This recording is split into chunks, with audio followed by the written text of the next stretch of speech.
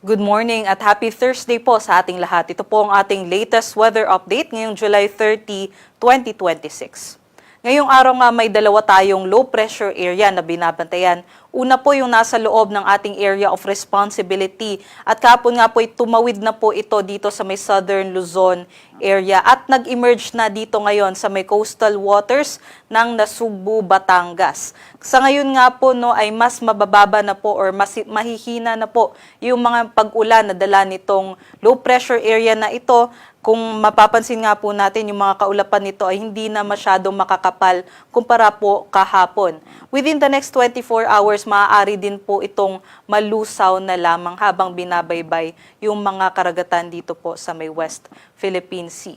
Samantala, yung isa naman po na low pressure area nasa labas pa ng ating area of responsibility at huling namataan 1,615 kilometers silangan ng Eastern Visayas. Sa ngayon nga po ay almost stationary po o halos hindi po ito gumagalaw at sa nakikita natin within the next few days ay mananatili lamang po ito dito sa may karagatan malapit sa Philippine Sea at dito rin po sa may Western North Pacific area.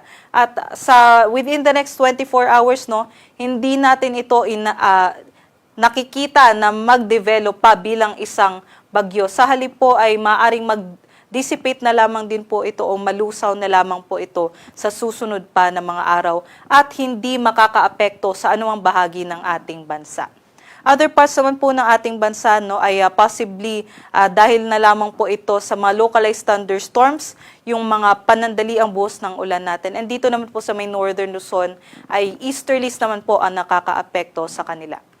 Kaya para naman po sa pagtaya ng ating panahon, possible pa rin po yung maulap na panahon dulot nitong low pressure area dito po sa may Ilocos region, sa may Central Luzon, maging dito po sa may Metro Manila and Calabarzon. Samantala po dito sa areas po ng Cagayan Valley, possible naman po yung mga maulap na panahon dulot naman nitong easterlies. Other parts naman po ng Luzon ay generally maaliwalas po yung ating panahon, although may mga tsansa po tayo ng mga panandaliang buhos ng ulan dulot po ng thunderstorms. At inuulit ko lamang po, kung malusaw po yung ating low pressure area, ay easterlies po yung mananaig. So meron po tayong mga break sa mga pag-ulan at usually po ngayong araw ay nakikita natin maulap na lamang po yung ating panahon. Hindi po parehas nung kahapon na malalakas po yung ating mga pag-ulan. Ito po yung mga agwat ng temperatura kung saan pinakamataas po dito sa may Tuguegarao at sa may Legazpi. 25 to 32 po ang agwat ng temperatura sa Tuguegarao.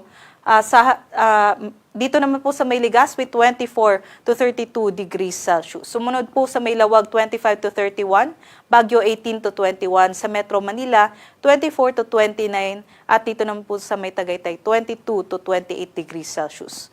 Dumako naman po tayo dito sa Palawan, Visayas at sa may Mindanao kung saan maliwalas po yung ating panahon maghapon at kung meron nga po tayong mga pag-ulan ay dulot lamang po ito ng mga thunderstorm. So magdala pa rin naman po tayo ng mga payong panangga po sa mga biglaang buhos ng ulan dulot ng thunderstorm activities.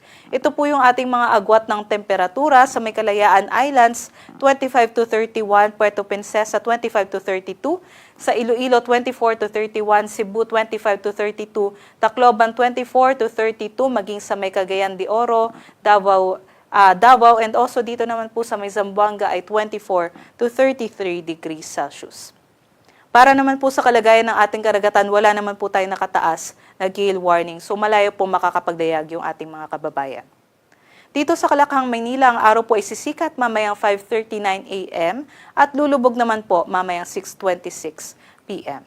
Para sa mga karagdagang impormasyon, bisitahin po yung ating social media accounts sa X, Facebook at sa YouTube. At para sa mas detalyadong impormasyon, bisitahin naman po yung ating websites, pag-asa.dusc.gov.ph at panahon.gov.ph.